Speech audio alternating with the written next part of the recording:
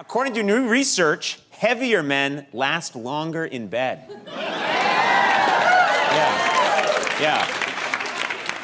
But that includes time spent looking for their penis. Team Coco's place in comedy history. I mean, I think Conan is like one of the all-time funniest people ever. You know, like there's no room he's not the funniest guy in that room. Maybe somebody's tied. And I think that was a big reason why that show was so successful and made such a impact, and also why people were willing to sort of fight through the early years of them being afraid of getting canceled. All the Smigel era stuff, like Triumph and Clutch Cargo and all those like McCann bits, like the kayak guy, like it's like all the like FedEx Pope, like all those things. They were like a beacon for people that had a certain sense of humor. It felt like ignored or whatever, like it's like so many people are just like rallied around that. Yes, that is Will Becton, and you've tuned into another episode of Comedy History 101, where we school you in comedy. I am Harmon. Hello. To our longtime listeners, welcome back. To our new listeners, hello, new friends. And we are thrilled to have Will as our guest today on CH101. Will was original member of Team Coco, and he worked for the entire run of the Conan show on TBS before becoming the lead engineer of Team Coco podcast, which includes some of our favorite podcasts, such as Conan O'Brien Needs a Friend. Will now runs Jett Road Studios in LA, and we are going to do some deep diving into all things Conan and Team Coco. But before we jump into the episode, a few quick plugs. On Thursday, August 21st, 7 p.m. at Young Ethel's in Park Slope, I'll be presenting my show, That 80s Improv Challenge. Yes, 3 improv teams compete by creating scenes based on obscure videos for the 1980s. And it gets better. It's a very special theme show. Yes, bad comedians in over-the-top used car ads of the 1980s edition. And on Friday, August 22nd, at the Red Room above the KGB bar in the Lower East Side, I'll be presenting my show Tale, NYC's finest storytelling. No hokey gimmicks, no dumb themes. Tale brings you the best in New York storytelling. And keeping thematic with today's episode, in the past, we have had some writers who have worked with Conan O'Brien. And on September 2nd, Tuesday, at Pete's Candy Store in Williamsburg, I wrote a play. It's called The Roast of Graham Parsons, a dark musical comedy featuring the music of Graham Parsons, the godfather of alt-rock country. The premise is, in 1973, Graham Parsons made a pact with his tour manager, Phil. Whoever died first, the other would cremate their body at Joshua Tree. Graham died first. Phil stole his body. It didn't work out as planned. And it gets better. I play the role of Phil. And lastly, on September 11th, at the Players Theater in the Village, I'll be presenting my show AI versus Human Roast Battle. Come out and see a human rapper take on a machine learning AI in a comedy dystopian roast battle of tomorrow. And you can find out all about my show dates on my site, harmonleon.com, or on the social medias at harmonleon. Also, show Comedy History 101 a little love. Please give us no less than 5 stars on Spotify or iTunes. Leave a comment. pass an episode on to a friend. And you can check out our site, comedyhistory101.com, or find us on Instagram at comedyhist101. And now, without further ado, You're stupid. Everybody's so stupid. I'm trying to use the phone! Excuse me! Comedy History 101. Well, Hey, Harmon. hello. How are you? How are you? Did I hear you're in Williamsburg? Did I hear that correctly? Like I think maybe Yes. when I think it was during the Larry Charles interview. But I used to live in Williamsburg, so I'm a fan. Well, did you live on Metropolitan and Lorimer Street where I live? Like maybe right across the street from Kellogg's Diner? I mean, that was my stop. Yeah, I lived on Powers, but I would walk past that daily. Yeah. But I imagine, so you moved there in, I would say, 2000-ish? Pretty much. Yeah, like 90 into 99. So yeah. Yeah, so I'm going to say it was a different Williamsburg. I think so. I'm reading this book, Meet Me in the Bathroom. Oh, yeah. And there was actually, so there was a bar called Cokies. Yeah, I've in been. Williamsburg. I was at I went to Gokies. And it lived by its name. Yep. Yeah. I mean, it was spelled with a K, but it was. Yeah, I lived up to. Yeah, but it's like Toys R Us. Yeah. You know, just bad phonetics, just saying we know what's going on. Yeah. Where was Cokies? Not to God. diverge from our... I think it was like. It wasn't like on Bedford or anything like that. It was kind of like a weird. Like, you know how there's weird parts of Williamsburg that are like, oh, that's where Peter Luger is or something. You know, just like one of those weird, like nondescript blocks. But I think they must have paid off the cops because there would be police cars parked nearby, which was always Near weird. Cokies. Yeah, near Cokies. So I think they had some sort of arrangement or whatever. Yeah, different time indeed, because now for like sure. Cokies is probably a high-end sort of fashion store. Oh, I know. Yeah, no, that was pre Giuliani for sure. Yeah, so I was listening to Life and Comedy, which I really enjoyed. Awesome. Because it's all about comedy. And just a question, were you ever involved with UCB? Yeah. No, just kidding. No, Hilarious. you took the bait. I did. I'm like an interview, like, why? As a matter of fact, yes. I was, yeah. But mostly I was listening as well just to hear the jazz spaces in between to find out more about your backstory. So what I gather, you went to school, UT Texas? Yeah, I did. Yeah, I went to the University of Texas at Austin. I grew up in Georgia, but Slacker had come out and it just seemed like a cool town. And ended up in the film program there. I didn't go there with that in mind, but it's a great film town. And a great film program. Yeah, were you there like Wes Anderson days? It's weird. Like, did he go to UT? Yeah, I mean, it's interesting because there's people like associated with UT, like Wes Anderson and Robert Rodriguez, but not all of them.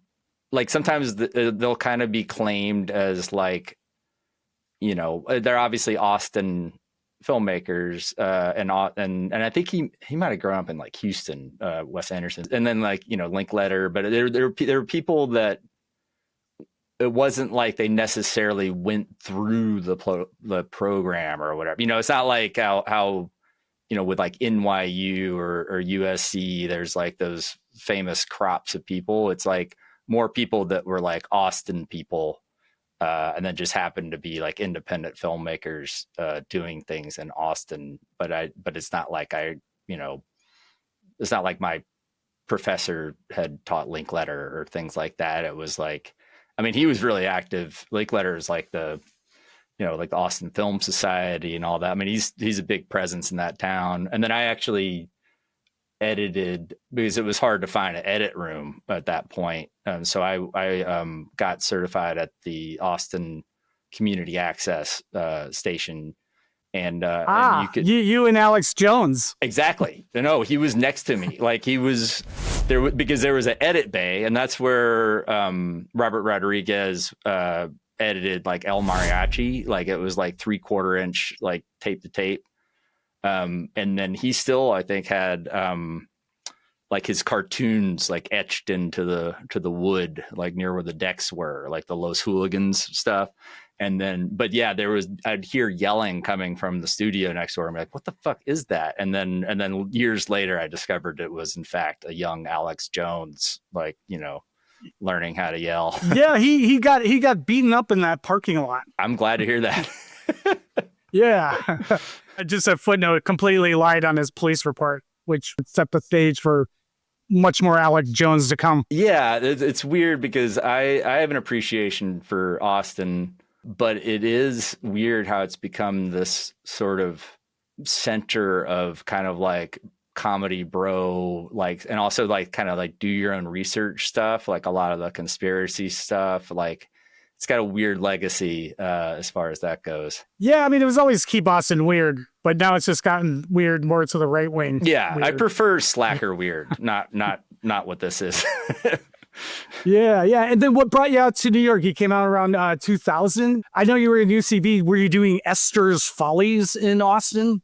The improv I wasn't there? really into. I was into film in Austin, but I didn't. Comedy wasn't really on my radar as far as like something one could do. Like, I mean, my roommates and I would make like comedic short films, and then every once in a while we would watch Whose Line Is It Anyway, and then kind of get inspired and see if we could do that, like in the living room or whatever. But it wasn't until like I knew I needed to go to New York or LA. At least that's what I thought at the time when I graduated. And so I picked New York because my mom is from New Jersey, and I'd been to New York a lot growing up. And I always just kind of made a promise to myself that I would live there at some point. And then UCB opened their theater. They had been kind of hopping around. And then when they finally got a theater on 22nd Street, a friend of mine, actually, Rob Lathan, who's another UCB guy, and he and I went to high school together in Atlanta. And he was taking classes there. So that's what initially put it on my radar. And then I saw an ASCAT sometime in like 2000. And that was just insane. Like I'd never seen anything like that. So it was long form improv. They were doing a form called the Armando, which is basically like there'd be a monologist, like Andy Richter would be there a lot. Chris Maloney, he would do a lot of them, but basically it'd be like a monologue, and then all the improvisers would improvise scenes off that monologue, and then the lineup back in those days was the four uprights, so it'd be Amy Pohler, Matt Besser, Matt Walsh, and Ian Roberts, and then you would have other friends of theirs, who'd also come over from Chicago, like Adam McKay and Ollie Farinakian and Pat McCartney and Rachel Dratch and Tina Fey, and just insane talent. It was that's like a murderer's row of who's who in comedy. It was insane, and I mean, how like a lot of times when you hear about special scenes, whether it's Second City or Godspell or just random, things where it's just like a crazy gathering of people, sometimes people realize it as it's happening, and sometimes you don't realize it later. Like I definitely knew it as it was happening, that this was just an insane group of people, because those were like, if it was high school, those were like the upperclassmen. And then, but like the first batch of students was like, Rob Riggle and Paul Scheer and Rob Hubel and Chad Carter and just all these like fucking heavyweight people, Jessica Sinclair and just really it was just nuts, like how much talent was like at that theater. And so I started to take classes more so just to like get to know people. Like, I was recently had moved to New York, so I just kind of wanted to like meet a group of like-minded people, but then fell in love with improv like on its own, like for its own sake, pretty quickly. And were you also involved in the Luna Lounge scene, which was going down in the downtown area? No, I would hear about it. Like Ed Helms, who oddly I went to high school with, and I was also on a Herald team with. He would do Luna Lounge, and so I would hear about it, and I would be like, "What is that? That sounds cool." But yeah, that's like one of my regrets. That's like, not seeing Jane's Addiction back in the day or whatever. It's like one of those things where I'm like, oh man, why didn't I do that? Like I've gotten to talk to people since then who did Luna Lounge, like these people. There was definitely UCB people there. There are obviously like stand-ups, like kind of like Marin and like whatever alt comedy stand-ups. But then like, guys from the state did a lot of stuff there. It's definitely a special scene, but one Yeah. I think they developed Stella. Yeah. There. Yeah. So I mean, it's like one of those like seminal scenes for sure. Like I always love a friend of mine, this guy Joe, he's actually friends with Joe Latrulio, but he's just a friend, like a school buddy. But he had this really funny story of he and this other guy did like a rap, it was like a country rap, and it had like spoons and like a washboard. It was very like big, and he said it killed. It was the first time they had done eating it at Luna Lounge. And as they were like leaving the stage, he said he like had to walk right past Mark Maron, and Mark Maron says, "I'm the roadblock on your road to success." That was like, man. He's like, oh, okay. He was like, so it was interesting, just like weird little like, snippets like that. I'm like, wow, what a scene that must have been, just like the amount of electricity in that room, So you were doing film the whole time. Was your first sort of foray into kind of comedy filmmaking? Was it your AKA Tommy Chong documentary? Yeah. Circa 2004, if I'm correct. Yeah. So that was interesting because I'd done like short films in college. And then editing was the part of the filmmaking process that made the most sense to me as far as like trying to declare something I could make money at. And so I worked at a place called Post Factory, which is still around. It's changed locations a couple times, but that was a really cool place. This guy, Alex Halpern, runs it. And he was like friends with the Coen brothers. So they would be like editing their films there. Soderbergh edited out of there, but then they would also have like commercial rooms, and those would kind of be the rooms that would make the money. So I was able to use those edit suites after hours, which was great. Then my friend Josh Gilbert, who actually met in a level 1 UCB class, he was friends with Tommy Chong and was actually working on a project with him when his house got raided, and there was the whole Operation Pipe Dreams thing this was like the Bush Ashcroft years. And that was insane. Different era. Yeah, it was. Yeah, exactly. Yeah. It seems kind of innocent now. Well, just being that there's like 5 weed places on my block. Yeah, exactly. No, it was very weird. And it was just for like paraphernalia. And they set up a fake head shop in Beaver Chong's Falls. Bongs. Yeah, it was. Yeah, it's Chong Glass, but I think everybody just called it Chong's Bongs, like because it just sounds better. It's fun, funny, and rhymey.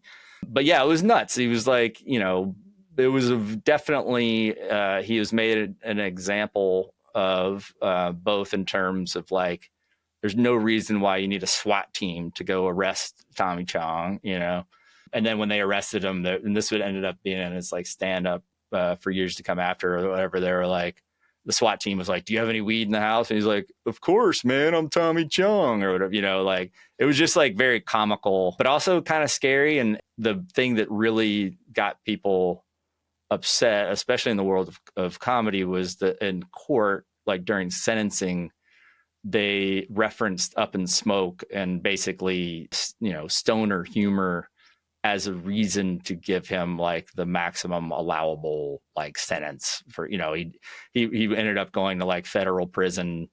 That's when I joined the film. He was already in jail, or in prison, but Josh had shot a lot of footage with him like kind of, like getting ready for jail or prison and stuff like that. So he already had a lot of footage captured. And so he mailed it to me in New York because Josh was in LA. And I looked at I logged the footage at night at Post Factory, and basically we would talk and be like, do we think there's enough here to make a film? And we're like, yeah, there is definitely. Like Josh was very, like the footage he captured was very intimate. I'm in here because I made a stupid joke about the bongs being the only weapons of mass destruction that the Bush administration had found. I mean, there were so many things about Tommy Chong I didn't know. Like, I didn't know that he was half Chinese. I didn't know, which makes sense with the name of it. Also, I didn't know. And Canadian. And also had a Motown, like a whole nother life, where he was in a band called Bobby Taylor and the Vancouvers. And he was in Motown for years and was like around when like Berry Gordy like discovered Michael Jackson and stuff like that. So it was like this whole nother life. A really fascinating guy. Like just every like story Tommy told was like outdid the last one, just like really fascinating guy that basically rubbed shoulders with everybody. But then the first time I met him was when we interviewed him in prison. We finally secured a jailhouse interview with him, which took a lot of doing on Josh's part. He ended up like befriending curator of the Taft, like it was in Taft, which is near Bakersfield. So Josh made friends with the curator of the Kern County Oil Museum, who was friends with the warden. So that's how we got the prison interview. Like very convoluted, but it worked. And so the first time I met Tommy was when we interviewed him in jail. Was his cellmate at the time still Jordan Belfort of Wolf of Wall Street? Yeah. I once interviewed Jordan. That's a character too. Yeah. Like Tommy would talk to us. That's a character who has... Oh my God. As far as a character arc goes, no character change. Oh my God. Yeah, exactly. Same dude, just different context, different surroundings. Yeah. But Tommy would tell us like before the book or before the movie, like when he'd be like, oh man, my cellmate, I don't know if they were cellmates, but they were friends in prison, and he'd be like, this guy Jordan, man, what a crazy life. And he would tell us all these stories. And so it was pretty surreal later. And I think Tommy actually was one of the people credited with encouraging him to actually write a book, and then eventually, had the movie and everything. But Tommy was just no. When I talked to Jordan, that's what he credits Tommy for telling him to write it down. Yeah. Oh man, you gotta write this down, man. This is true, crazier than fiction. I definitely cherish that whole experience. It premiered in Toronto, which was great, just because that was like a hometown hero thing with Tommy being from Canada. And it was actually ended up being how I met my wife Amber, because we had a screening in New York. We had a run at the Film Forum in New York, and we had like a cast and crew screening. And I invited my friend Jackie Clark, who was a UCB friend who had a radio show at the time. And she's like, can I bring a +1? And I was like, yeah, of course. And then that ended up being Amber, who's my now wife. So that the movie kind of also led to my marriage as well.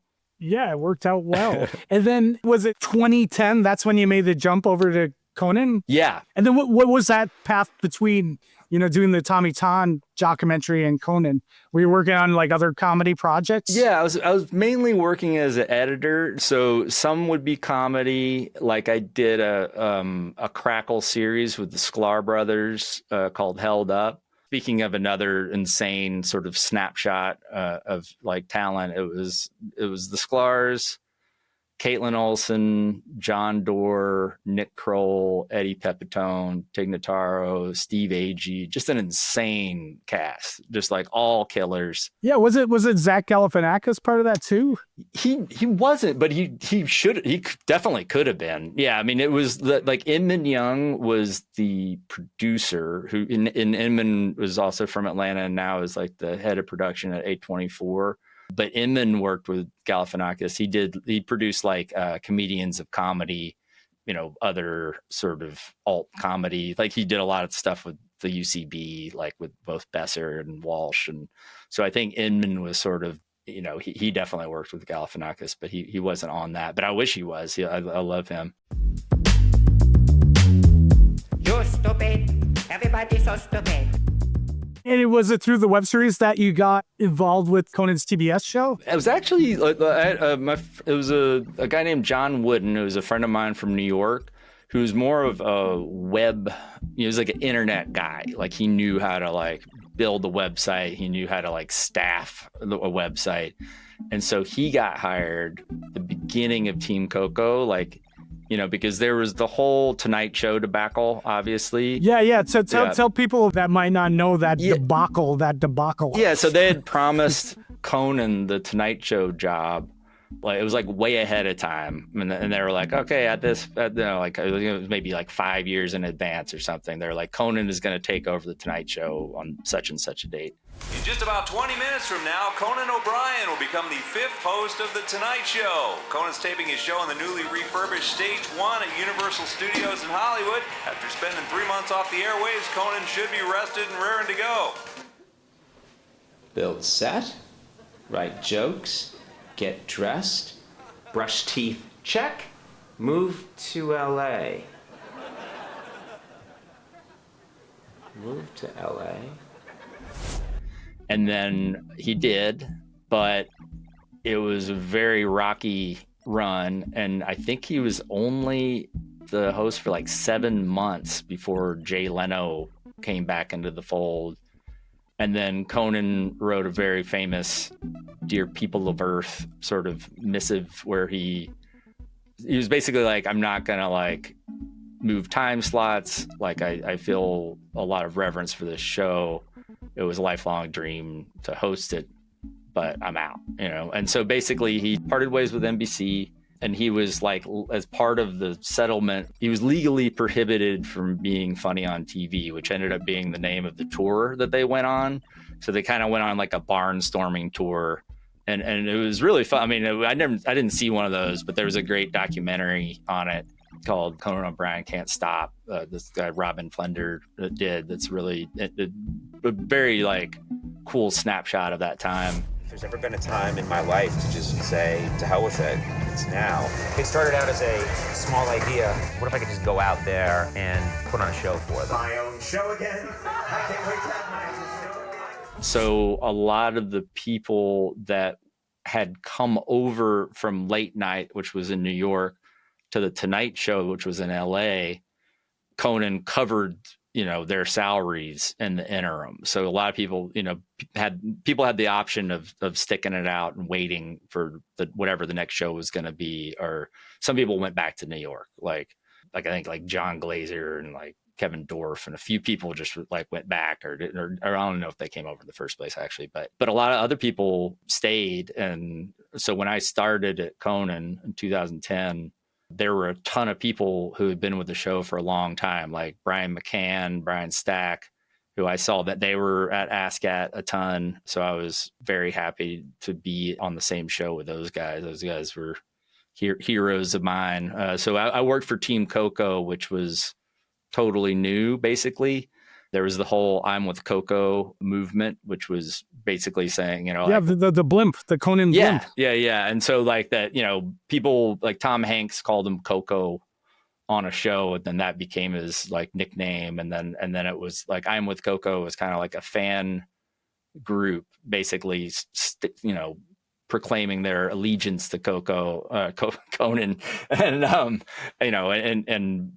and supporting, basically saying like we're on this team. We think this is bullshit.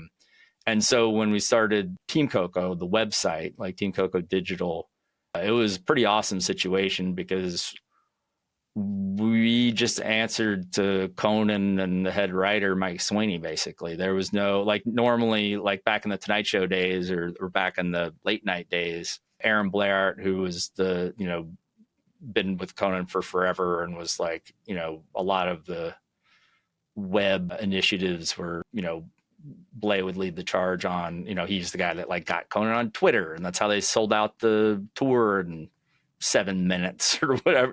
So Blay, he was like, oh, this is great. Like went back in the NBC days, none of the stuff we're doing right now would have gotten approved because we would have to have gone through like NBC brass, the way Team Coco was set up. Conan owned it at that point. So it was like his worldwide pants kind of thing, where it's just kind of like the approval process was internal, and even the web design team was internal. Like the people that were building the website were in-house. So it was a very nimble operation. If you wanted to do something and it was approved, that could happen. You could like tell the guy next to you that it's approved and he would build it, which is pretty unheard of usually in shows that have that high of a profile. Yeah, and you said, or at least I read, you said you did whatever you were called upon to do. What exactly would be the kind of inside baseball nuts and bolts of, let's just say, like on a weekly, daily sort of basis? Well, I would say the sort of like meat and potatoes was like clipping out the show, be like, here's the show, put it on the website. That was like the reason we were there on a day-to-day basis.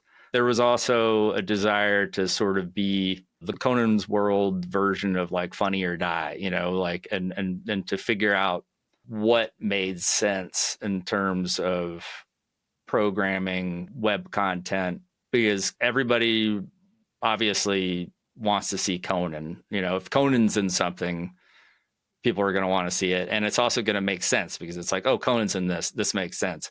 But to try to figure out other things that were, kind of the same blood type that made sense in the extended Conan universe. Those things were like, a lot of times those would be more trial and error because, you'd be like, oh, this works great. Or other times it just, if it was like a streaming thing and you're looking at the comments on Twitch or whatever, or YouTube or whatever, it's like the first like 12 comments is like, where's Conan? Even if there was like no promise of Conan being involved or whatever, but he's, he was just obviously like the centerpiece of that. But I would say like probably the thing that other than we did a lot of behind the scenes content.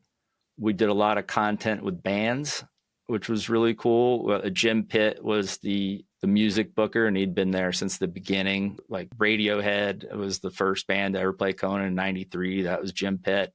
Very cool guy. And when we would go do travel shows, like if we go to like the Apollo in New York. I was on that TV show Showtime at the Apollo many times. What? Yeah. A lot of crazy memories on this stage. There was this one time back in 1984, I was just getting started. I did stand-up comedy, and we actually have the clip. Speaking of food, bologna. What's with bologna? Who came up with it? Was the inventor like Jack Bologna? The web team would sort of be embedded backstage. It was like Megan Sinclair was the onstage photographer, but then me and also Ruthie Wyatt, who I worked with closely, we would be the backstage photographers because everybody knew us. They were comfortable around us. All the segment producers knew that we were going to like spook somebody or fan out on somebody. So there were a lot of interesting situations having to do with that. Like at one point, somebody was like, hey, Jeff Ross is looking for you. And I was like, okay, where is he? He's like, can you go up to Conan's dressing room? He's talking to Bill Clinton and they want a backstage photo, like some behind the scenes photos taken of that or whatever. I'd be like, okay, yeah, I'll go do that or whatever. It's like, so it would be like me and Conan and Bill Clinton and some, Secret Service, and Jeff Ross was in that room as well. And then we would just kind of try to be invisible and take some photographs while they talked about High Noon for a half an hour or whatever. So there was a lot of like pretty kooky. The movie High Noon. Yes. Yeah. The movie High Noon. And, okay. As they would. Yeah, as one does. But I would say probably the thing that sort of sums up the arc of some of the things that we did at Team Coco was Clueless Gamer was a segment on the show where Conan would review video games. And I'm pretty sure it was Blaze's idea initially. He was like, we should do a thing where Conan reviews video games. And we're like, oh, that's a good idea. And so generally when something like that was proposed, I would then kind of figure out like how to execute it, you know? And ideally, especially when it was something with Conan, you wanted to make it easy on him and repeatable, because if he likes it and he wants to do more, we want the first one to be like the rest of them, just so he knows what to expect when we're doing, you know, we don't want to like bait and switch and be like, all right, here's what we're doing, one of these, and be like, okay, now we're going to do the same thing, but we're going to execute it totally differently. You just want to be like, this is exactly what this thing is going to be. And so like I would, you know, go take interns up to the conference room and be like, all right, like you sit there, we'll figure out how to capture you guys with 2 cameras from the side, but also have a camera like, you know, where you can see the gameplay as it's happening, so you really feel like you're in the room. We also want to capture the gameplay as it's happening. So Jason O'Malley, who was initially hired as an assistant editor, and this is a very Conan thing too, you get hired as one thing and then that has nothing to do with your overall job description. And 6 months later. But Jason O'Malley was like a really technically talented guy, like as far as just figuring out, like, you know, solving problems in terms of like capturing things. He was a big part of that, and he also ran the other camera too. So we shot 2 of the Clueless gamers initially, and they were both on the web. It was just a web thing to begin with, and then the third one we did was Minecraft. And that one turned out really well, and it was really hilarious to see Conan and Blaze like little Minecraft characters. Grass and there's a hole, which I will avoid. There's a pig, I think. Is that a pig? Yeah, that's a pig. Do you see me? There's me. There's you. Yeah. Right. Hey, why am I wearing plaid pants? This was the only guy who had the orange hair, so we kind of made you. So the guy with the orange hair me, wears stupid Madras boxer shorts. That's discriminatory. Look, even the sheep just gave me a look. Like, what's with that guy? It was just really funny. It was kind of like Mystery Science 3000, but in a game. You know, it was like just put Conan in a room and give him a bunch of stuff to react to. It was kind of like shooting fish in a barrel to a certain degree, comedy-wise, because Blay was a gamer, and so he could do all the heavy lifting and explain, like, you know, if it was like the world of Skyrim or whatever, he could explain all that stuff. And Conan, all Conan had to do or worry about was being funny. That was the first one where they like looked at it at rehearsal and were like, yep, it's gonna be on the show. And we're like, oh, okay, or whatever. Like, so that Clueless Gamer sort of at that point graduated and then became an on-air thing for the rest of them. So that was a really interesting thing, because as the web team, we kind of had the benefit of being off to the side, and so we could kind of muddle through things and not be under the clique lights as we figured things out. And then by the time we were ready for Conan, then we could be like, okay, now we're ready for you. And whereas the on-air people, like the writers, didn't really have that. They had to be, you know, if there was something pitched at a morning writers meeting, they had to figure out how to get it on its feet by rehearsal and then execute it on air by the time of the taping. So that pace and that pressure we didn't have to deal with. So things that needed a little bit more percolating or a little bit more figuring out, we could kind of do that off to the side. I'm trying to use the phone! And would you be there in the morning writers meeting? Like, what would be a day-to-day sort of thing with the entire staff? Or were you sort of like working satellite separate, you know, more on the web sort of thing and have your own type of meeting? That's a good question. It was kind of a mixture of two, because the writers definitely, that's their own ecosystem. They would have a morning meeting. But then the head writer, Mike Sweeney, who was like the longest tenured head writer there, and then Matt O'Brien later on in the run. But so there would be like kind of an all hands production meeting in the green room. And then that was when Sweeney would kind of tell the room, okay, this is what's on the show. Like, you'd look at the rundown, and there's some things on the rundown that are obvious, like monologue. You know, there's going to be a monologue.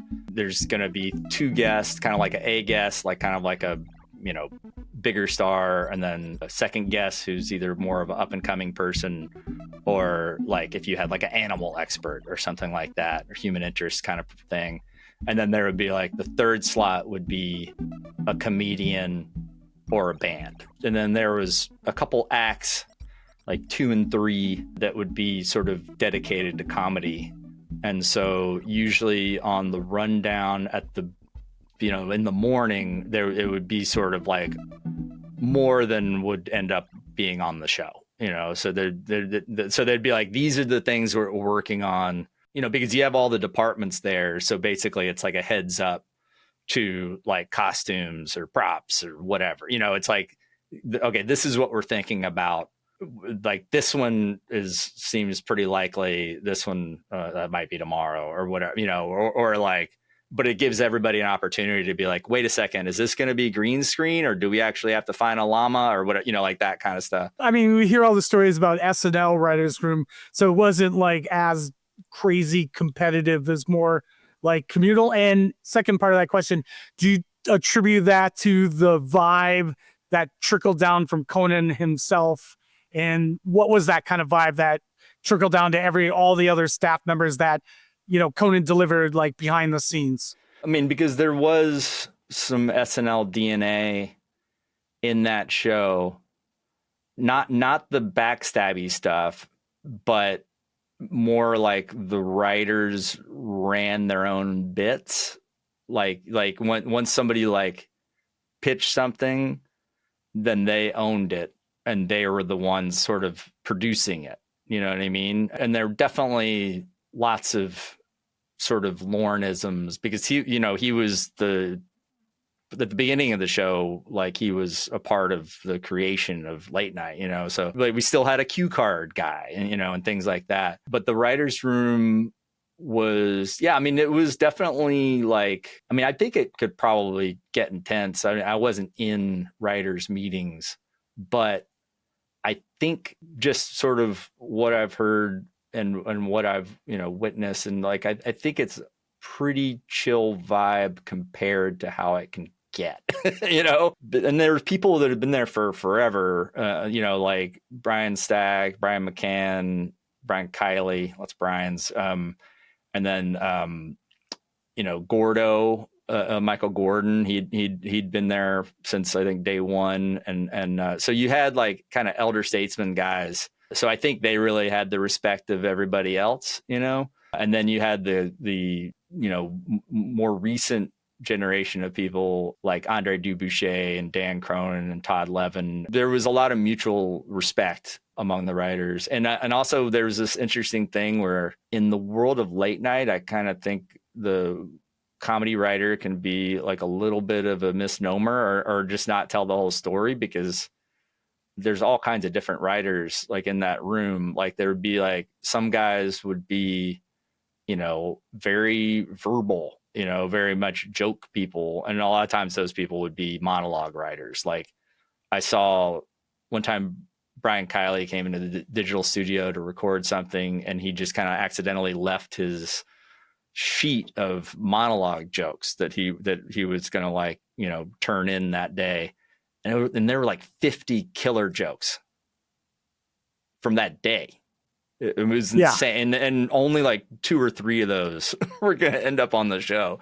So that was an eye opener. I was like, what the fuck? That's insane, But then other guys would be more like, hey, we're going to have somebody come out and throw a fish or something, like other guys that were more kind of like McCann is a good example of somebody that would kind of like those sort of classic bits like FedEx Pope and stuff like that, where it's just like somebody fucking around in the writer's room, and then somebody else is like, that's really funny, write that up, like that thing that you're just doing right now. Like, and some writers were on camera a lot, like Stack and McCann and Andre and Cronin, and other ones were kind of more in the background, like other people like Scott Gardner, who was a kind of a later writer in the Conan arc. He was a really good director, so he would sort of be the designated guy to do like a really cinematic, like cold open.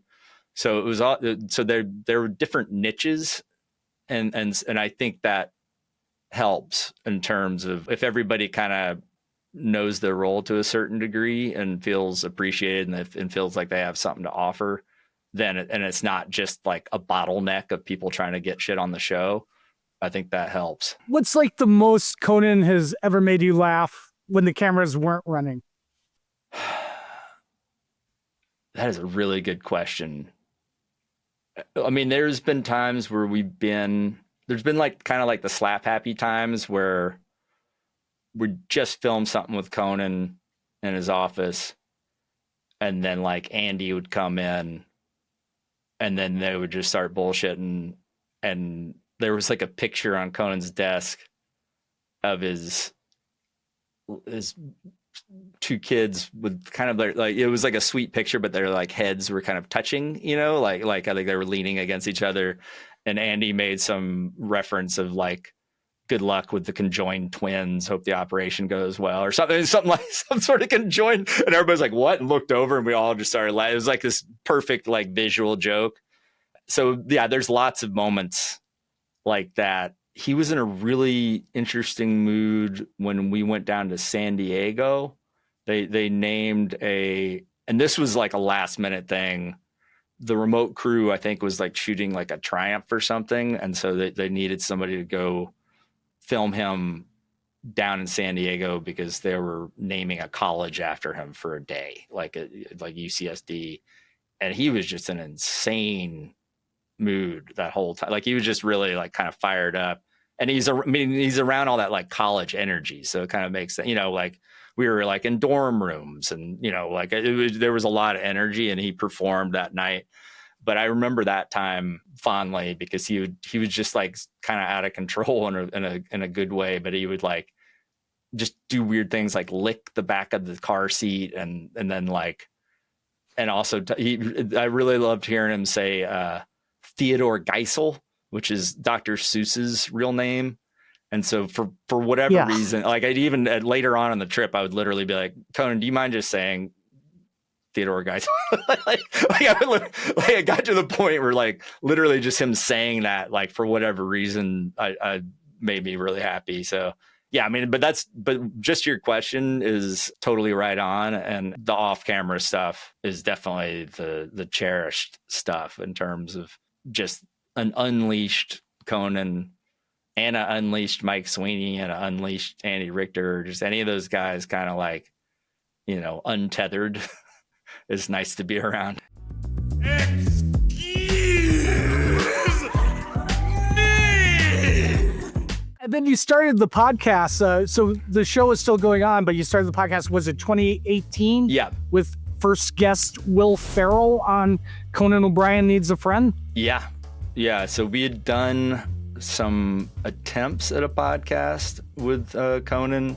Like at one point it was like an interview, like he would interview the writers, and we did a couple of those, and those were great, but it didn't catch on as far as like something that was deemed what the eventual podcast would be. But then Adam Sachs. So initially it was more like behind the scenes of Conan as a podcast, or not really. I mean, we were just like kind of trying different things. Like at one point this was not a podcast, but it reminded me of the process. He did a thing called Serious Jibber Jabber for a while, which was kind of his version of like a Charlie Rose show. Those are really interesting. Like especially there's a Simpsons writer panel that's probably my favorite out of those. Welcome to Serious Jibber Jabber. I'm here with 4 friends and former colleagues of mine from The Simpsons. So there was like a history of trying to figure out something that wasn't the TV show that Conan could do, and the idea of him doing something more long form where he wouldn't have to like work in a plug and all that stuff definitely seemed promising. But he also had a TV show at that point, so it was hard to convince everybody that we needed to start a podcast when he was doing, you know, it's already very busy. So, but then Adam Sachs came over from Earwolf / Midroll, and Adam, having just been at Earwolf, knew how to make a podcast. He knew what a podcast team need to look like. He knew how to market a podcast. And those the first few shows that we did, Conan O'Brien Needs a Friend and Inside Conan and Literally with Rob Lowe, those are all Earwolf co-productions. So we were very much like, I love the Earwolf people, and I was a fan of Earwolf, so it was very cool that we could sort of partner with them, and they could kind of like get us off on the right foot. Yeah, we did a couple test records, and then we weren't even done building out the studio when Will Ferrell was on the show. We still had like, you know, kind of looked like a construction site still, and had like just furniture blankets on the walls, and you could hear him making fun of that. You know, like it was like it feels like there's gonna be a mob hit here or something, you know. This was a mistake. I am just focusing on the sound blankets taped to the walls here. Mm-hmm. This is the room where they shot Joe Pesci in Goodfellas? Yeah. Where they've stenciled Conan. Yeah. So we were kind of like learning on the fly, and I was a video person. I'd done a lot of audio, but it was always in the context of video. So I was very much learning on the job too. Yeah, I mean, I think it's like the first podcast I remember really having production quality on the video end of it. Yeah, well, at that point, it was the first studio was in the back of the Warner Brothers lot, and that we didn't have video, because at that point Conan we still had the TV show, and so that was much more sort of relaxed, for lack of a better term, because we were kind of just like a weird side project. I mean, obviously Conan's involved, so it's obviously a like priority. When you would have Will Ferrell, he was just like a guest that day on the TV show, then he'd go over to the podcast studio. A lot of the early sessions were like that. Yeah, a lot of times it would be like somebody that was on the show, like a Timothy Oliphant or you know, Jeff Goldblum, but what I love about those early sessions is that it was relaxed and loose, and Conan's always gonna be prepared. Like he's always gonna like want to know the research, and he's always gonna know, like, you know, what his default questions are gonna be. But the early episodes that I remember most fondly are the ones that sort of went off the rails and just became a totally different thing. And he was always good about following, you know, he was never going to try to like rope something back into his preconceived notion of what the interview was going to be. You know, if things became like took on a logic of their own, or became you know, like the Mila Kunis, or that was another crazy early one. So that there was a lot of like, he was figuring out what he wanted the podcast to be, and he was very comfortable around Sona. Like they had a great rapport already. Matt Gorley was a new addition to the Conan universe, and initially, wasn't he just going to be producer, but then slowly, just became suddenly the third musketeer? Like on, and I don't even know how slowly that was. I mean, it was pretty soon, like, because it's, you know, you're at a table, and you know, you're sitting across from Conan, and Conan is, you know, it's almost like the Usual Suspects thing where Kevin Spacey character is like looking at the bulletin board or whatever. Like Conan, it's impossible for Conan to like look at his surroundings and not point things out or want to, like, you know, or just ask questions because he's curious about certain things. So it was a very brief moment in time where Matt Gorley wasn't an on mic presence in that podcast. And he's just got a great demeanor. And do you think like part of the evolution of the podcast came when first like COVID hit, or you went to the half-hour episodes where the conversations became longer? And then also like COVID was like kind of like a scaled down kind of production, almost like podcast production size? Yeah, I mean, he right off the bat, it was like the two things that he loved about the podcast were being able to have longer conversations, being able to go deeper with guests. So that was an immediate thing that he's like, oh, this is great. And then also the booking, there was less pressure on the booking. So he could have like a Robert Caro or somebody that he really loved and wanted to talk to, or somebody that he was curious about. There wasn't like a ratings pressure in the TV sense. He could just if there was somebody he wanted to talk to, then we would reach out to them and talk, and he could talk to them. But yeah, but the COVID was pretty wild because we, like a lot of other people, we were just told, you know, gather your stuff. We're going to take 2 weeks off and see where things are at that point. And of course, we never went back. Like, we never recorded in that studio again. And then so it was up to me and Brett Morris, who's the head Earwolf engineer. We kind of came up with a plan of how to outfit host and how the host could we could record the sessions over Zoom, but then record locally using like QuickTime Player was the kind of the most common method. And everybody was kind of figuring that out on the fly, but everybody was kind of going through the same thing.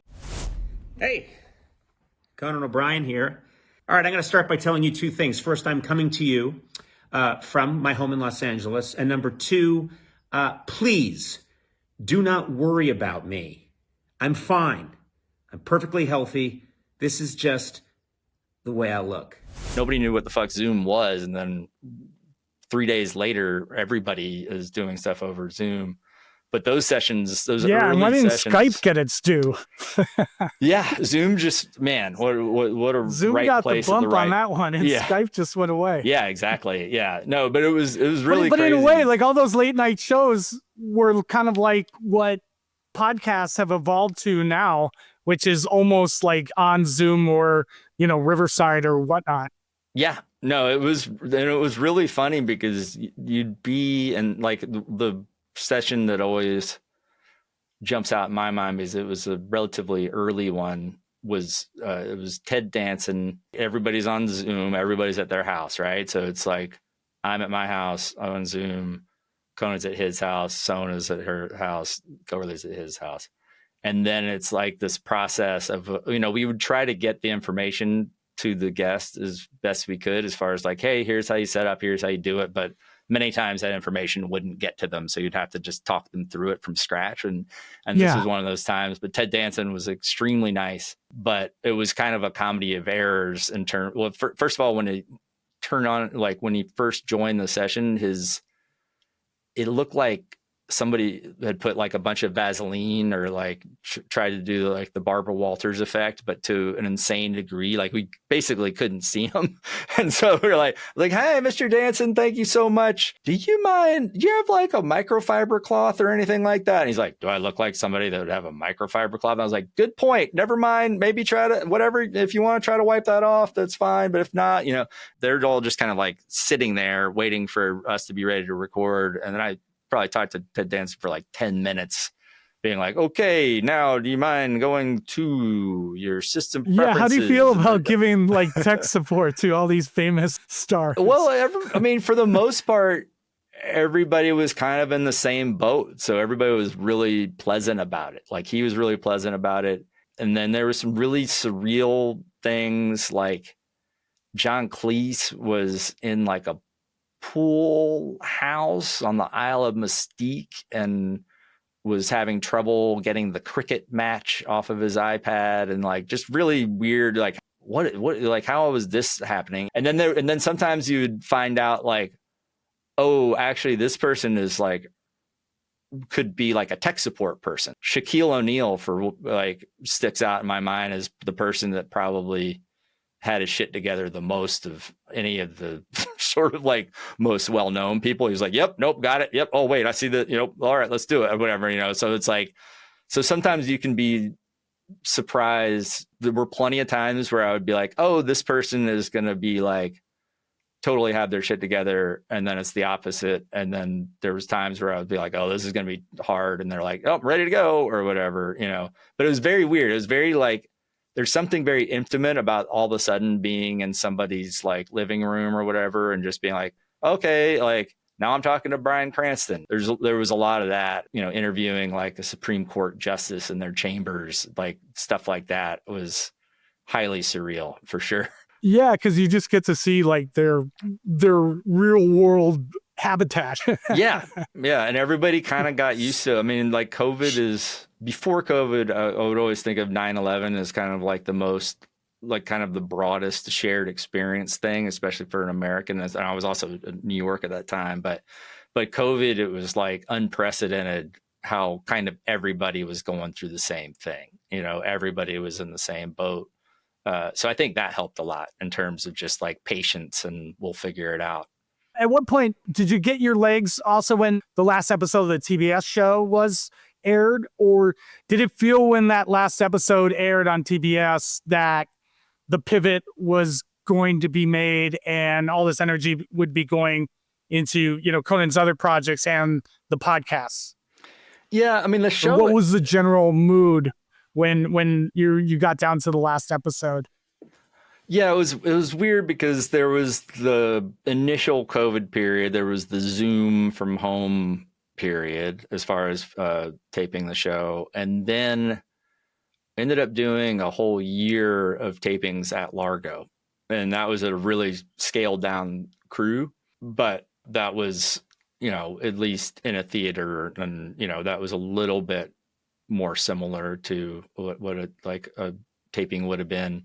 But the show had sort of downsized even before COVID. Like, you know, like we'd gone down to a half hour. There was no longer, you know, like house band or guest band. You know, it already started to wind down. So that was sort of in motion, I think, already. But yeah, but there was definitely a finality to that. But I was just really glad that there was, like, that last week of tapings was pretty special as far as like everybody like coming, like gathering at Largo. And it was like a moment where people could actually like not have to wear masks in a theater. And like, so there was like a little bit of an opportunity to kind of say goodbye in the show sense. Couple of quick things before we wrap things up here. First of all, I am the beneficiary of literally hundreds and hundreds of really talented, amazing people. And then I'm just the nose cone of the rocket, and there's so many people to thank. Yeah, we'd already, you know, started the build out of the Larchmont facility, which is where they currently record. And so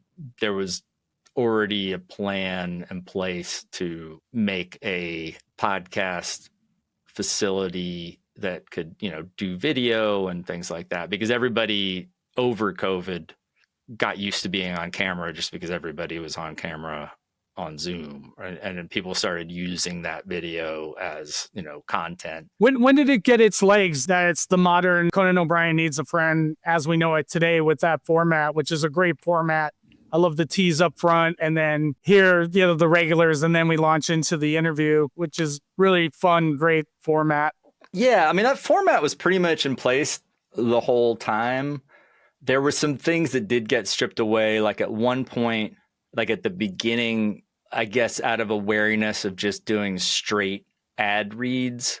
The conceit of the ad reads was Conan O'Brien needs to pay the mortgage on his beach house.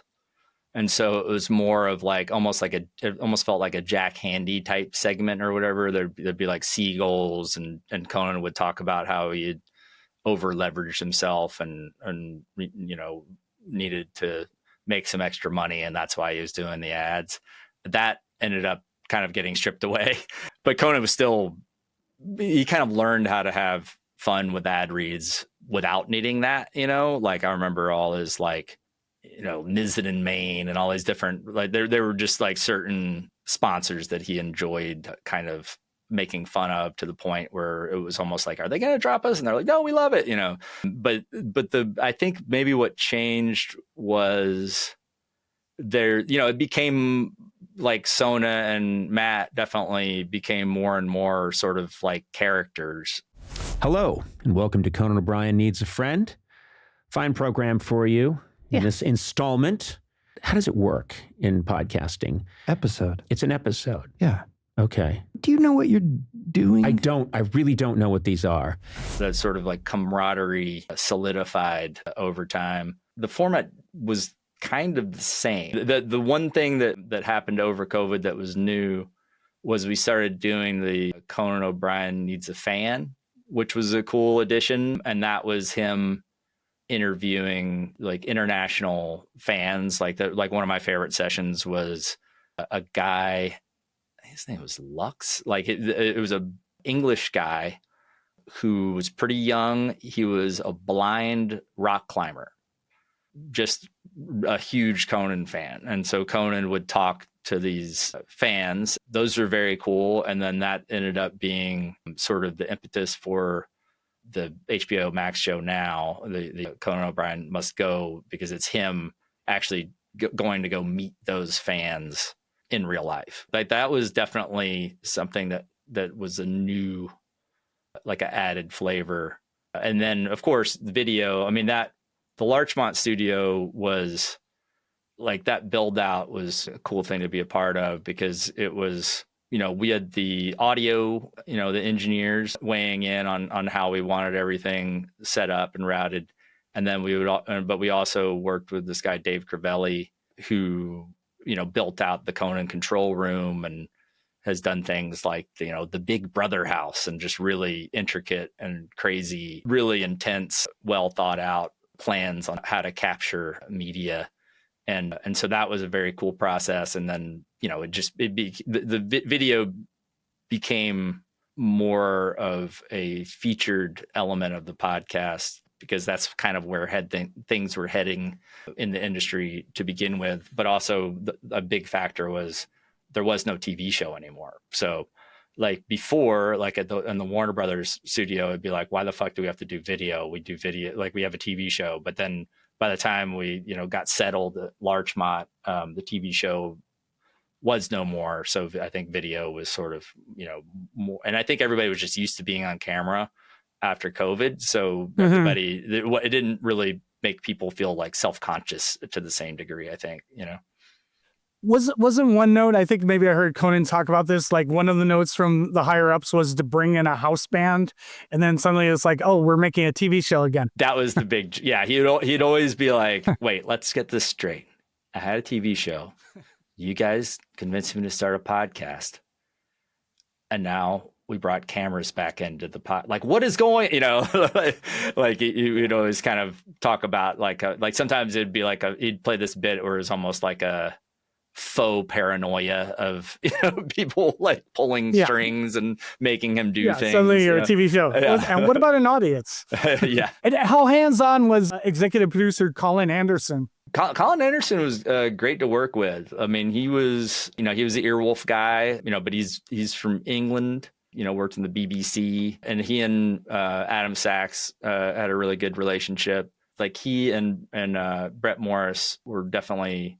And also Kevin Bartelt was another Earwolf guy they were the people that would probably come over to the Team Coco studio the most, like in terms of just kind of like templatizing how we did things and kind of getting us up to speed on things like dynamic insertion, like, you know, like being like, okay, like we're going to record the ads, and then this is what the copy looks like. And like, this is the stuff you have to say. This is the stuff you can improvise. And then you leave a gap where those ads can be inserted and stuff like that. So Colin definitely one of those people that knows the sort of the minutia of podcasting inside and out. And he'd, you know, been, you know, with a lot of like nurtured a lot of talent at Earwolf, like, you know, like the Paul Shears of the world, overseen a lot of podcasts kind of find their footing and then eventually become, you know, staples. So he was definitely a big part of kind of getting our feet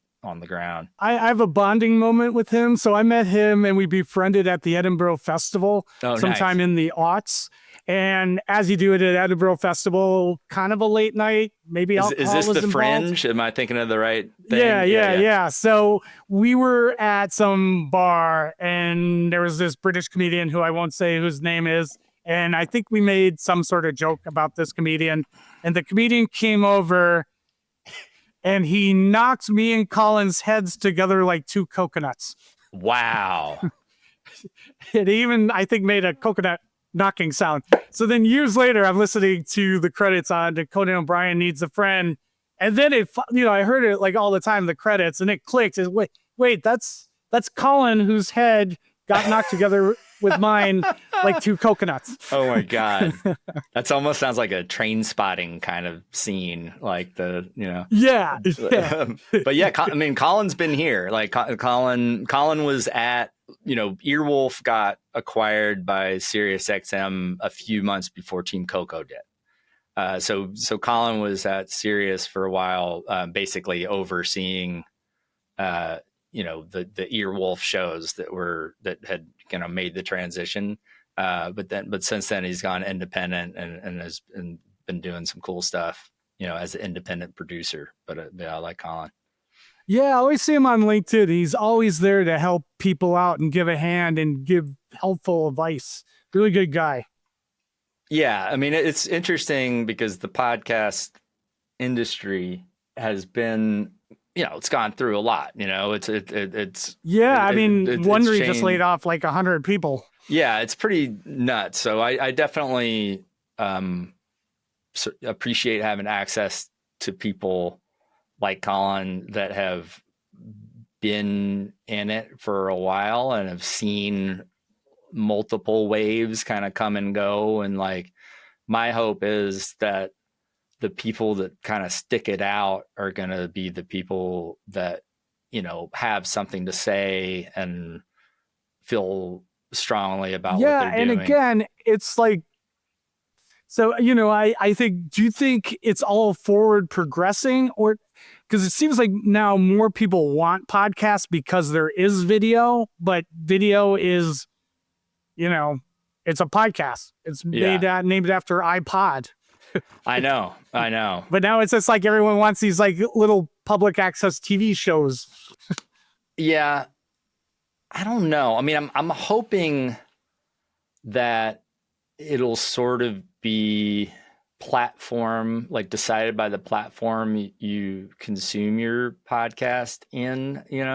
I'm a video person historically, but when I had to, learn on the job about how to be an audio engineer, I took that really seriously as far as going full bore into that mode, and I still think of it as an audio first medium.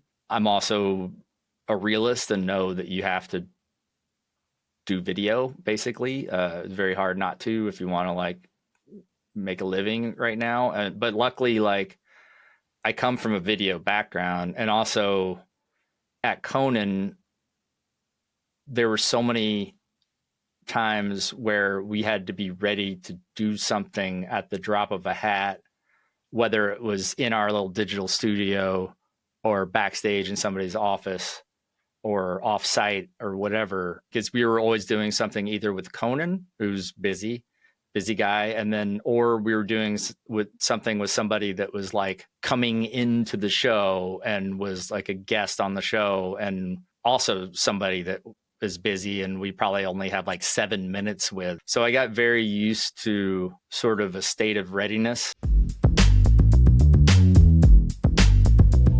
So how do you feel about launching your studio, Jett Road Studios, in a time when podcasting is in flux? Well, it's been a really interesting ride. When I went independent and left Team Coco, that was like in the summer of 22. And then we opened our doors here at Jett Road Studios in January of 23. And at that point, there was a little bit more, people were willing to spend money on production value, and there was a little bit more juice in the podcasting world. And it was, but there was also sort of a, arms race when the big dogs like SiriusXM and Spotify and all those companies started doing like the huge talent deals, like, Conan being one of them, like 150 million, like, reported, and then like Rogan, and then later the Crooked Media guys.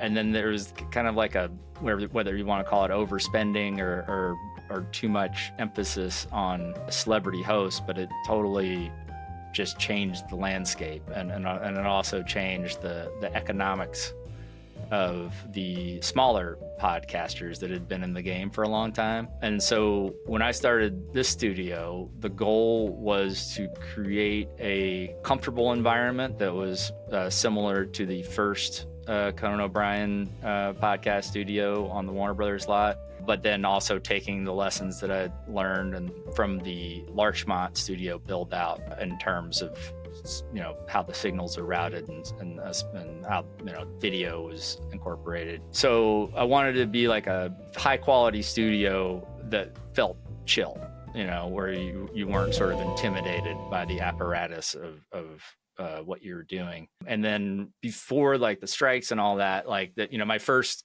client, for lack of a better term, was JP Buck, who was a producer at Conan and also booked all the stand-ups. And he had a really good eye for talent and a really good at what he does in terms of working with comedians. So Laura Bites, he was working with her on a show called Unsound Advice with Laura Bites, which was a video podcast, and had her taking questions and giving advice and she'd have a comedian guest on each episode. And that was pretty surreal because they both were, had a lot of great relationships. So within weeks of being open, like Mark Maron was in here, and Pete Holmes and Taylor Tomlinson and Ron Funches. And I was just like, oh my God, this is insane. This is like really happening.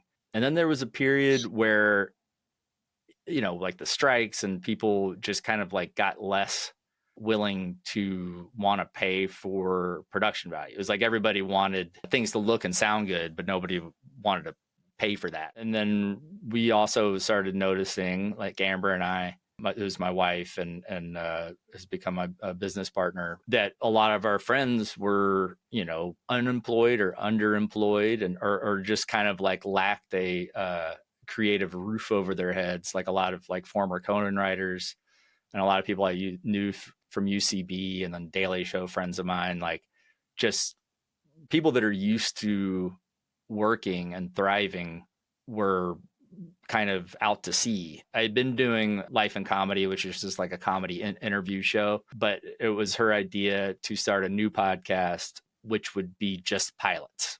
Well, actually, it was her idea. She was like, this is ridiculous that so many of our talented friends have like just nothing going on right now, basically just like waiting by the phone. We have a studio. We already kind of did the hard part of building that out. Let's open up the doors of the studio and just work with friends that have a good idea, and let's collaborate on a bunch of pilots. And I was like, that sounds amazing. How about we make it a podcast? So each of these pilots is a episode of a podcast. That way these pilots will see the light of day. Even if they don't become a show, we can all kind of like hold their heads high knowing that we have a great episode of the podcast. And also the host that will walk away with a thing that they can show people and be like, here's the idea. Here's what the show is, as opposed to having to like explain it or whatever, and rely on people's imaginations to be able to fill in the blanks. They can just be like, here is distilled version of my vision. And like that's basically what we want to do when we work with people here. So we started doing Jett Road Studios Presents. We've worked with Andre Dubuchet, who is a former Conan writer, Lauren Weedman, who's on like Hacks and Abbott Elementary, and like she and I know each other from the New York days, and just like a really cool mixture of people. And then we're kind of at a phase right now where we're starting to make actual seasons of some of these pilots. So Bad Elizabeth is a show we're really excited about, hosted by Gideon Evans and Kathy Eakin, who are both Daily Show veterans. And it's the conceit of that show is it's like a true crime-esque show, but Kathy's idea for it was like, there seems to be a lot of questionable Elizabeths out there, like compared to other names. Anybody else notice that? And Gideon thought that was a really funny idea. And I know Gideon from the UCB days. And so they came to us and we made a pilot of Bad Elizabeth, which was about Elizabeth Finch. Are you familiar with that story?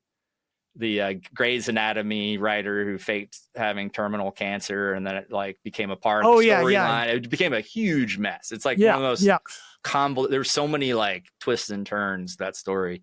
So we chose that one as the pilot. But we're also doing episodes on like Lizzie Grubman and Elizabeth Bathory. So there's like some like, more historical Elizabeths, but then there's also Elizabeth Holmes is the episode we're really excited about. That's another lots of twists and turns to that story. For the pilot, we didn't have a guest, but for the season, we thought it would be fun to have special guests to sort of chime in on these different Elizabeths. So we have E. Jean Carroll, who's really cool, and like she's the won the lawsuit against Trump and wrote the book Not My Type, about like taking Trump to court and winning, and just really amazingly cool. She had an advice column for a long time, but also like lived with Hunter S. Thompson and is just like, so she's almost like a Tommy Chong type person where you can only just begin to imagine the sort of richness of her life.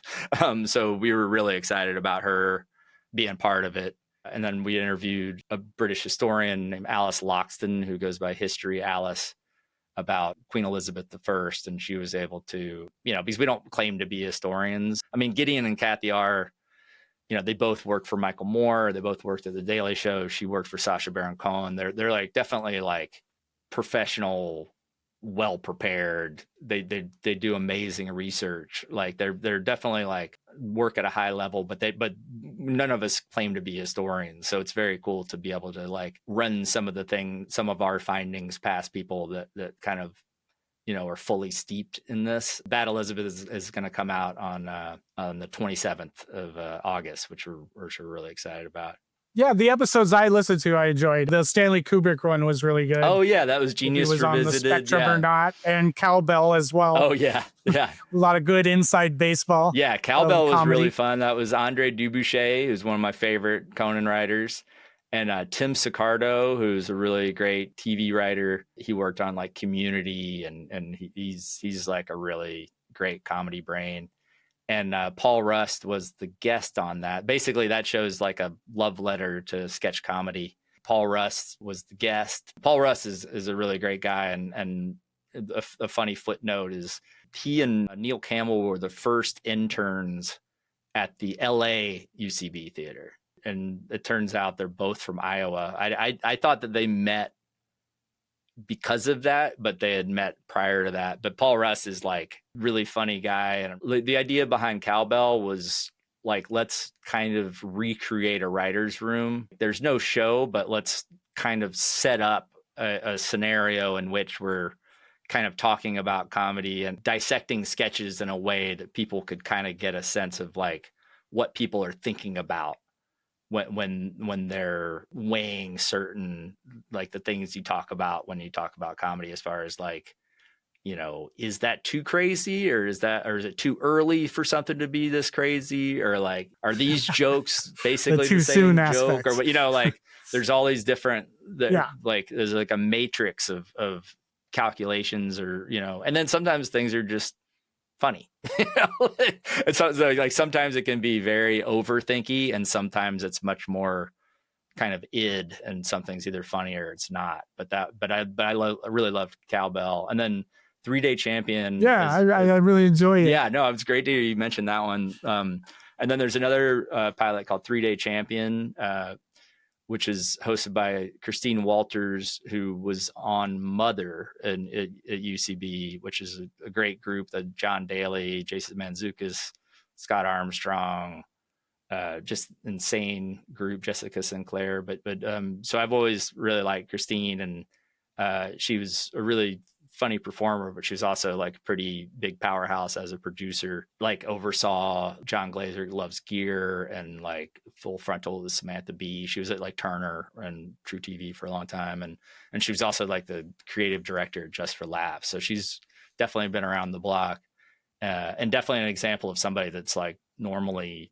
an executive at like, I mean, she's had like serious credits, and it's like, but she had an idea that she really wanted to do. So she reached out, and her idea, I really love. Her theory is the best part of every game show is the host interviewing the contestants for their little like something about me moment. And so she's like, let's make a game show where the whole show is just that, where it's 3 contestants telling 3 getting to know you stories, and then we'll have a guest judge it not only in the sense of if it's funny or not, but also like, is it good as a game show getting to know you story, like with that added sort of take on it. And that turned out great. That was John Gabris, Sarah Tiana, and Andre Highland were the contestants, and then Andy Richter, we were lucky enough to that he was game to be the guest host, because Andy is obviously really funny, but he's also very much a part of the game show world. Like he's won Celebrity Jeopardy. Now we come to Andy. Couldn't be caught. Great game. He was on mark today, and he wrote down the correct response. And did he wager a lot? Yeah, look at that. $68,000 for the St. Jude Children's Hospital, and Andy gets to play again. And then he told a pretty amazing story about when he and Wolf Blitzer were on Celebrity Jeopardy at the same time. Oh, wow. He's on with Wolf Blitzer. Yeah. It's really, you should listen to that. If you listen to the 3-Day Champion pilot, he tells that story, but it was like this very awkward moment where, I don't know if Wolf Blitzer has a sense of humor about himself or not, but Wolf Blitzer is very much, he's like a CNN guy. And he's the guy that's on when like a war starts and stuff like that. But he had like a negative score, and Andy had like 30,000 or something like that. So it made for a very funny 2-shot to have like the comedian with like 30,000, and then Wolf Blitzer with like -7,000 or something. So Andy was perfect because he totally understood what we were doing. He totally knew, like, he was like, okay, this is like a comedy show, but he also like knew the game show world and had respect for the game show world as well. So that one we're going to do a live taping of 3-Day Champion on September 5th in New York. Oh, we're in New York. The Caveat, it's on the Lower East Side. Know the Caveat. Yeah. I'm excited. I love the people at that theater are super nice, and they have really good shows there. There's a show called The Novelizers. They've been like generous with their knowledge as far as like how shows at that theater work, and we're really excited for that. And just a couple of last questions. What advice would you give to someone who is just starting out in podcasting? I would say know what you bring to the table, know what makes you unique, and make sure that you're leading with that. I mean, you should definitely do research on kind of what shows are successful and things like that. But I don't think you should be chasing a trend or trying to cobble together a strategy on what show you want to make or what you want to say. I think you want to be pretty dedicated to making sure that your vision is going to come across and not get watered down by a bunch of things you think you should be doing. Because I think those are the shows that are gonna ring true. It's the main thing about podcasting, and the thing that I think everybody that cares about podcasting in terms of what makes it special as a medium is it's very intimate. And it's very hard to pull the wool over the listener's eyes or ears.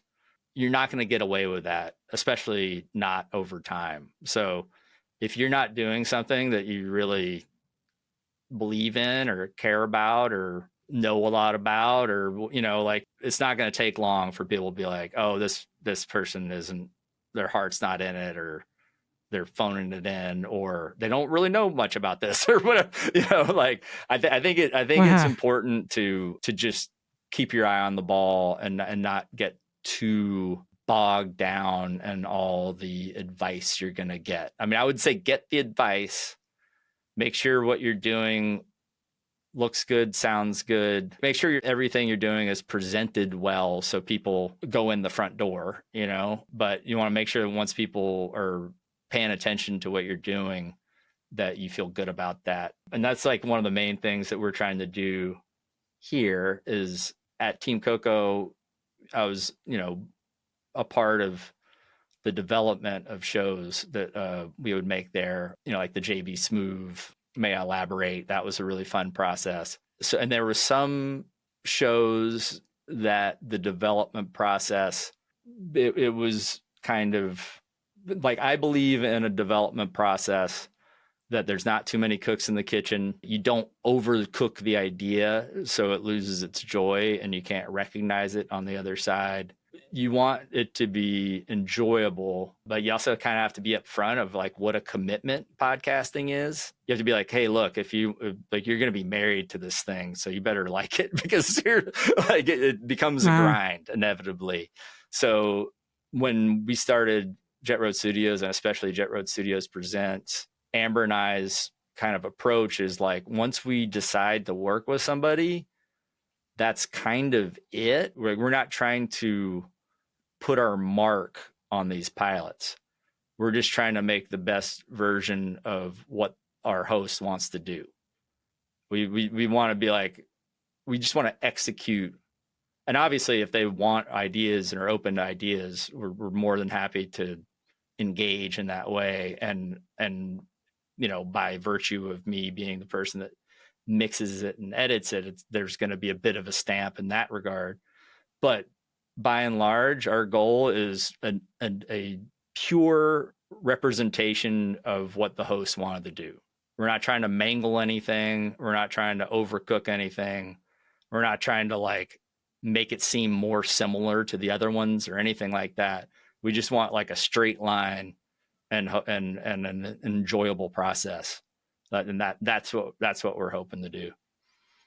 Very cool. And I guess, like, lastly, where do you see two-part, see Coco's place in comedy history or your place in comedy history? And this is a question I ask everyone. So, I think of Team Coco's place in comedy history. I mean, I think Conan is like one of the all-time funniest people ever, there's no room he's not the funniest guy in that room. Maybe somebody's tied. And I think that was a big reason why that show was so successful and made such a impact, and also why people were willing to sort of fight through the early years of them being afraid of getting canceled every 17 weeks or whatever the hell it was. That he could do the job. Like, all the writers know, well, Conan could do this. Like, Conan is a comedy writer. He could do the job I'm doing.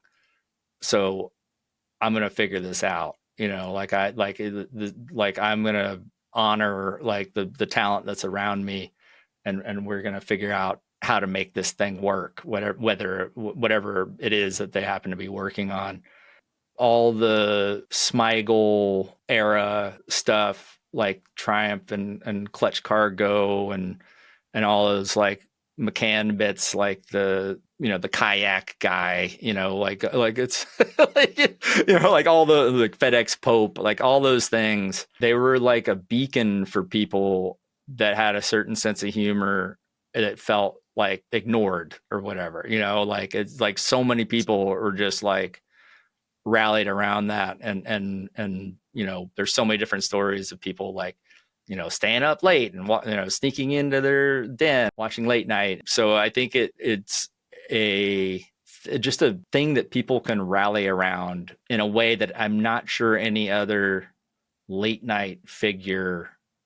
I mean, obviously there's incredible hosts like Johnny Carson, and there's definitely people that are really good at doing a late night show. But in terms of sort of the band of misfits that was assembled, like there was a moment where we were in Dallas because we do weeks of show. We do like a week of show at different cities, and we were at Dallas. And since we were in Texas, they decided that they were going to do a Walker Texas Ranger lever bit, which is, where you do the lever and it plays like a random like Walker Texas Ranger bit like clip. Now, all I have to do is pull the Walker Texas Ranger lever, and we're immediately treated to a Walker Texas Ranger clip. And I thought, I can't wait to take care of that right now. Trust me, we have the lever out here. I'm going to do it. And they couldn't do that show anymore because, there was like a lawsuit and all that stuff. But they did it just in the theater just for that audience, as just like a treat to that audience. And Conan was so excited. Everybody was so excited. It was like the electricity in that room of everybody just being like, we are a part of this. We love this. We can't believe we're seeing this. Like, that's pretty special and pretty unique. So I think for me, that's kind of the takeaway with him and with that group of people. In terms of me, I mean, I think I'm proud of what we're making here, and I am proud of what I've done in terms of output. I've always kind of thought of myself as like a little bit of like a Zelig figure, if that makes any sense. Like, I know, yeah, that was on my list of questions. It's just like you were kind of like a Zelig figure. Yeah, so I even had that on the paper. That's really funny. But yeah, because I mean, there's just a lot of different instances of me sort of being in the right place at the right time. And I try to not take that for granted, but I just love being around funny people. I love finding out about comedy scenes and like, that's a big part of life and comedy is finding more out about, like you're talking about, like eating at Luna Lounge, and there's like Largo out in LA, and then there's like I interviewed Colton Dunn and got to find out more about like the Key and Peele writers room and what Boom Chicago was like and things like that. I really like knowing about the personalities and also the groupings of personalities and kind of like the alchemy of like what made the Kids in the Hall so special, or just if there's like a chemistry to comedy where these ingredients come together and then things happen where you need all the people involved for that thing to happen. Like if one person's not involved, then it's not that thing, it's something else, so I really love butterfly effect. I just never get sick of it. I definitely want to make things that people are aware of, for sure, but I'm also just really happy to be in this world. Part of doing life and comedy was just to sort of guarantee that, like create a reason to, make sure that I talk to some funny people at least every once in a while. Hey, how's it going? Welcome to Life and Comedy. I'm your host, Will Becton. This is a show about comedy and apparently people who used to live in Chicago. My guest today is Andy Richter. Andy came up in the Chicago improv scene, performing at Improv Olympic in the Illinois. And where can everyone find out more about your podcast and your studio? JettRoadStudios.com is the website. We are Jett Road Studios on Instagram and YouTube. And then Life and Comedy has an Instagram. I'm about to start a Substack, which is kind of daunting, but we'll be active on that coming up. And then Bad Elizabeth and 3-Day Champion, those are the first two pilots that are like Jett Road Studios presents.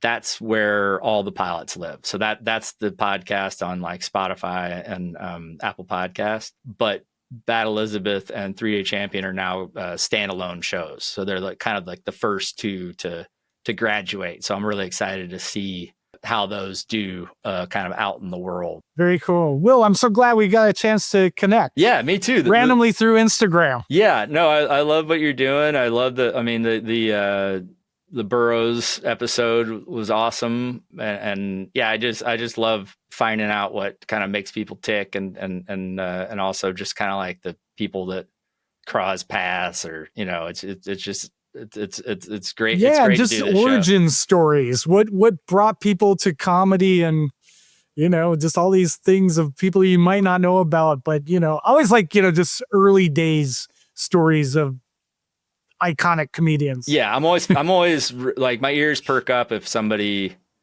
that I respect is talking about somebody that they performed with, and they're like, trust me, this guy's funnier than all of us, or whatever. I'm like, really? What happened to him? Or It just happens. Yeah. Those people come and go, but they influence people and change comedy history. Totally. Well, yeah, I've really enjoyed being on the show. So thank you very much. Thank you, Will. Great talking to you. And that wraps up today's episode of Comedy History 101. I do believe you got schooled in comedy. Okay, the quick plugs. Thursday, August 21st, 7 p.m. at Young Ethel's.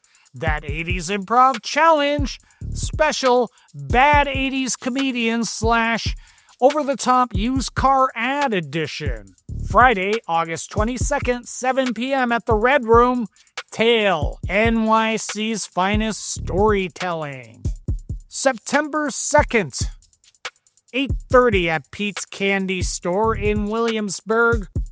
I wrote a play. It's called The Roast of Graham Parsons. And on September 11th, 9:30 at the Players Theater in the Village, AI versus Human Roast Battle. Check out all my show dates on my site, harmonleon.com, or on the social medias at harmonleon, and show Comedy History 101 a little love. Like, subscribe, comment. Give us no less than 5 stars on Spotify or iTunes, or leave a comment on our site, comedyhistory101.com, or on Instagram, comedyhist101. And until next time, bye-bye. You're stupid. Everybody's so stupid. I'm trying to use the phone!